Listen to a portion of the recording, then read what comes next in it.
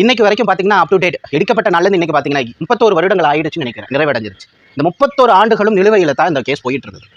1999 தான் அங்கே வந்துட்டு அடியில் கோவில் இருக்குங்கிறதையே சொல்றாங்க. அது வரைக்கும் இதை பற்றி எதுவுமே பேசப்படலை. அதற்கு பிறகு இஸ்லாமிய தரப்புல வந்து சொல்லப்பட்டதுன்னா உண்மையிலேயே அங்கே பாபர் வந்துட்டு, ஏன்னா 500 வருஷத்துக்கு முன்னாடி நானும் நீங்களும் வாழ்ந்திருக்க மாட்டோம் அப்படிங்கிறதுனால எங்களுக்கு இது தெரியாது. உண்மையிலேயே அவர் அப்படி இடிச்சு கட்டினார்னா அது பள்ளிவாசலே கிடையாது, அதற்கும் இஸ்லாமியருக்கு சம்மந்தமே கிடையாது. நாங்கள் அதனை வந்துட்டு எதிர்த்து எந்த ஒரு கோரிக்கை மனுவும் கொடுக்க மாட்டோம், ஓகே நடத்துறது நடத்துங்க அப்படி இப்படின்னு பேசி முடிச்சுட்டாங்க. உடனே தொல்லியல் துறை சொல்லப்பட்டு சில கட்டிடங்கள் வந்துட்டு இருக்கு அப்படி இப்படின்னு ஒரு கான்செப்டை கொண்டுட்டு வந்து நின்னாங்க. அது ஏற்கும்படியானதாக அரசாங்க சட்டத்துல இல்ல. சரிங்களா? நம்பிக்கையின் அடிப்படையில் தான் கோவில் கட்டுவதற்கு அனுமதி வழங்கப்பட்டு இருக்கு. That's all. நீங்க வேணும்னா சுப்ரீம் கோர்ட் ஜட்ஜையோ இல்லைன்னா அவர் எழுதின ஒரு ஜட்ஜ்மெண்ட்டையோ பார்த்து தெரிஞ்சுக்கலாம். அப்படி இருக்கு.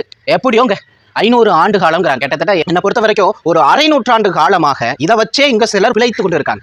அவங்களுக்காகவாது தயவு செஞ்சு இந்த கோவிலை கட்டுங்க அப்படின்னு இஸ்லாமியர்களுடைய தரப்புல இருந்து பேசப்பட்டாங்க. ஏன்னா உத்து பார்ப்போமே கோவில்